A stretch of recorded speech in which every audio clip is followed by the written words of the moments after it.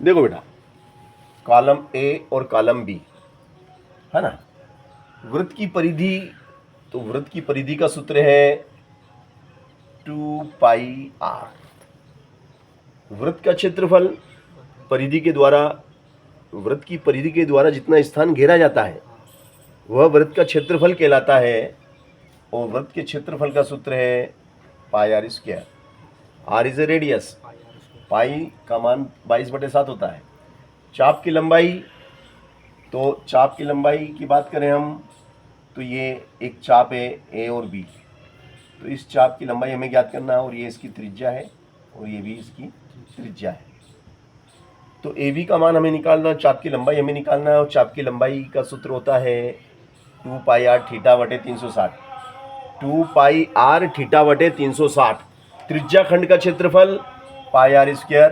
त्रिज्या खंड, अब त्रिज्या खंड मतलब त्रिज्याओं के द्वारा काटा गया खंड।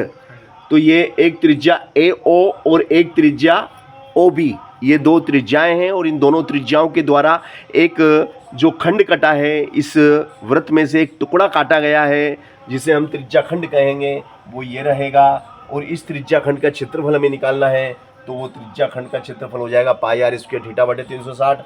घन का आयतन, तो घन का आयतन होता है A³। घन का आयतन क्या होता है? A³, क्योंकि घन की लंबाई, चौड़ाई और ऊंचाई सेम होती है। लंबाई भी A, चौड़ाई भी A और ऊंचाई भी A। तीनों भुजाएं समान लंबाई की होती है, लंबाई चौड़ाई ऊंचाई समान होती है।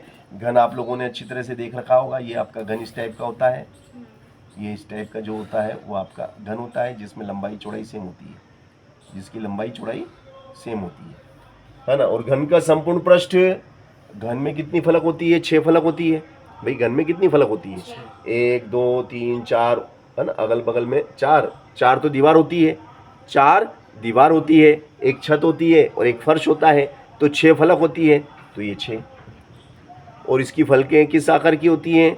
घन की फलकें वर्गाकार होती है और वर्ग का क्षेत्रफल भुजा गुणित भुजा मतलब A², तो 6A²। और इस तरीके से हमने आपको ये सही जोड़ी बनाकर दिखा दी।